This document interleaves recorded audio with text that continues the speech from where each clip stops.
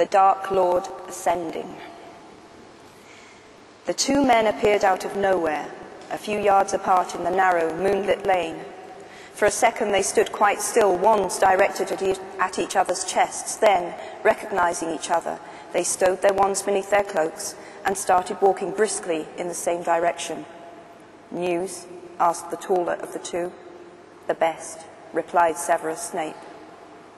The lane was bordered on the left by wild, low-growing brambles, on the right by a high, neatly manicured hedge. The men's long cloaks flapped around their ankles as they marched. "Thought I might be late," said Yaxley, his blunt features sliding in and out of sight as the branches of overhanging trees broke the moonlight. "It was a little trickier than I expected, but I hope he will be satisfied. You sound confident that your reception will be good?" Snape nodded, but did not elaborate. They turned right into a wide driveway that led off the lane. The high hedge curved with them, running off into the distance beyond the pair of impressive wrought iron gates barring the men's way. Neither of them broke step. In silence, both raised their left arms in a kind of salute and passed straight through, as though the dark metal was smoke. The yew hedges muffled the sound of the men's footsteps. There was a rustle somewhere to their right. Yaxley drew his wand again, pointing it over his companion's head, but the source of the noise proved to be nothing more than a pure white peacock strutting majestically along the top of the hedge. "He always did himself well, Lucius. Peacocks." Yaxley thrust his wand back under his cloak with a snort. A handsome manor house grew out of the darkness at the end of the straight drive, lights glinting in the diamond-paned windows. Somewhere in the dark garden beyond the hedge, a fountain was playing. Gravel crackled beneath their feet as Snape and Yaxley sped towards the front door, which swung inwards at their approach, though nobody had opened it. The hallway was large, dimly lit and sumptuously decorated, with a magnificent carpet covering most of the stone floor. The eyes of the pale-faced portraits on the walls followed Snape and Yaxley as they strode past. The two men halted at a heavy wooden door leading into the next room, hesitated for the space of a heartbeat, then Snape turned the bronze handle. The drawing room was full of silent people, sitting at a long and ornate table. The room's usual furniture had been pushed carelessly up against the walls. Illumination came from a roaring fire beneath a handsome marble mantelpiece surmounted by a gilded mirror. Snape and Yaxley lingered for a moment on the threshold. As their eyes grew accustomed to the lack of light, they were drawn upwards to the strangest feature of the scene, an apparently unconscious human figure hanging upside down over the table, revolving slowly as if suspended by an invisible rope, and reflected in the mirror and in the bare, polished surface of the table below. None of the people seated underneath this singular sight was looking at it, except for a pale young man sitting almost directly below it. He seemed unable to prevent himself from glancing upwards every minute or so. "Yaxley, Snape," said a high, clear voice from the head of the table, "you are very nearly late." The speaker was seated directly in front of the fireplace, so that it was difficult at first for the new arrivals to make out more than his silhouette. As they drew nearer, however, his face shone through the gloom, hairless, snake-like, with slits for nostrils and gleaming red eyes whose pupils were vertical. He was so pale that he seemed to emit a pearly glow. "Severus, here," said Voldemort, indicating the seat on his immediate right. "Yaxley, beside Dolohov." The two men took their allotted places. Most of the eyes around the table followed Snape, and it was to him that Voldemort spoke first. "So, my lord, the Order of the Phoenix intends to move Harry Potter from his current place of safety on Saturday next, at nightfall." The interest around the table sharpened palpably. Some stiffened, others fidgeted, all gazing at Snape and Voldemort.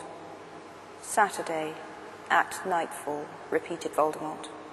His red eyes fastened upon Snape's black ones with such intensity that some of the watchers looked away, apparently fearful that they themselves would be scorched by the ferocity of the gaze. Snape, however, looked calmly back into Voldemort's face, and after a moment or two, Voldemort's lipless mouth curved into something like a smile. "Good, very good. And this information comes from the source we discussed," said Snape. "My lord." Yaxley had leaned forward to look down the long table at Voldemort and Snape. All faces turned to him. "My lord, I have heard differently." Yaxley waited, but Voldemort did not speak, so he went on, "Dawlish, the Auror, let slip that Potter will not be moved until the 30th, the night before the boy turns 17. Snape was smiling. "My source told me that there are plans to lay a false trail. This must be it. No doubt a confundus charm has been placed upon Dawlish. It would not be the first time. He is known to be susceptible." "I assure you, my lord, Dawlish seemed quite certain," said Yaxley.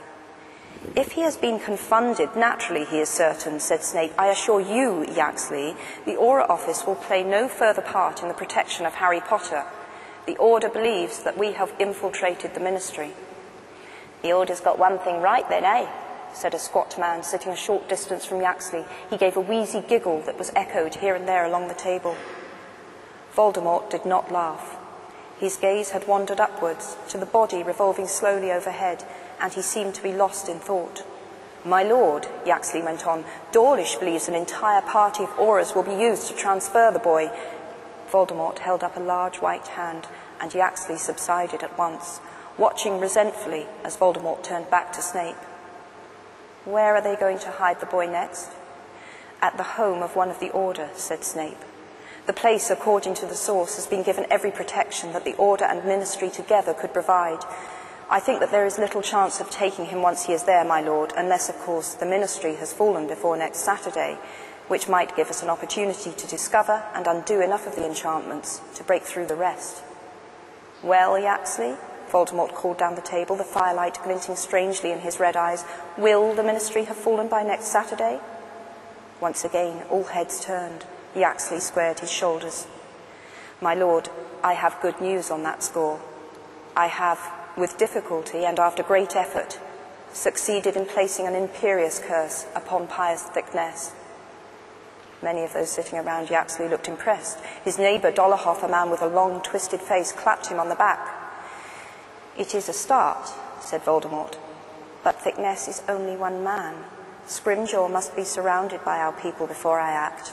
One failed attempt on the minister's life will set me back a long way." "Yes, my lord, that is true, but you know, as head of the Department of Magical Law Enforcement, Thicknesse has regular contact not only with the minister himself, but also with the heads of all the other ministry departments. It will, I think, be easy, now that we have such a high-ranking official under our control, to subjugate the others, and then they can all work together to bring Scrimgeour down. As long as our friend Thicknesse is not discovered before he has converted the rest," said Voldemort. "At any rate, it remains unlikely that the Ministry will be mine before next Saturday. If we cannot touch the boy at his destination, then it must be done while he travels." "We are at an advantage there, my lord," said Yaxley, who seemed determined to receive some portion of approval. "We now have several people planted within the Department of Magical Transport. If Potter apparates or uses the flu network, we shall know immediately." "He will not do either," said Snape. "The Order is eschewing any form of transport that is controlled or regulated by the Ministry. They mistrust everything to do with the place." "All the better," said Voldemort. "He will have to move in the open. Easier to take by far." Again, Voldemort looked up at the slowly revolving body as he went on, "I shall attend to the boy in person. There have been too many mistakes where Harry Potter is concerned. Some of them have been my own. That Potter lives is due more to my errors than to his triumphs."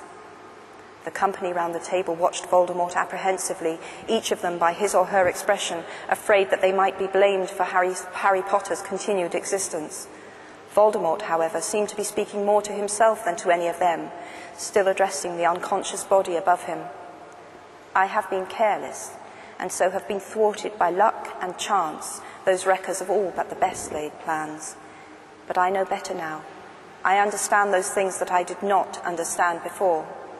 I must be the one to kill Harry Potter, and I shall be."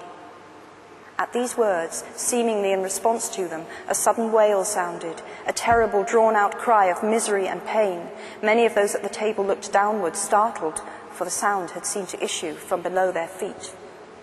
"Wormtail," said Voldemort, with no change in his quiet, thoughtful tone, and without removing his eyes from the revolving body above, "have I not spoken to you about keeping our prisoner quiet?" "Yes, my lord," gasped a small man halfway down the table, who had been sitting so low in his chair that it had appeared, at first glance, to be unoccupied. Now he scrambled from his seat and scurried from the room, leaving nothing behind him but a curious gleam of silver. "As I was saying," continued Voldemort, looking again at the tense faces of his followers, "I understand better now. I shall need, for instance, to borrow a wand from one of you before I go to kill Harry Potter." The faces around him displayed nothing but shock. He might have announced that he wanted to borrow one of their arms. "No volunteers?" said Voldemort. "Let's see. Lucius, I see no reason for you to have a wand anymore." Lucius Malfoy looked up. His skin appeared yellowish and waxy in the firelight, and his eyes were sunken and shadowed. When he spoke, his voice was hoarse. "My lord?"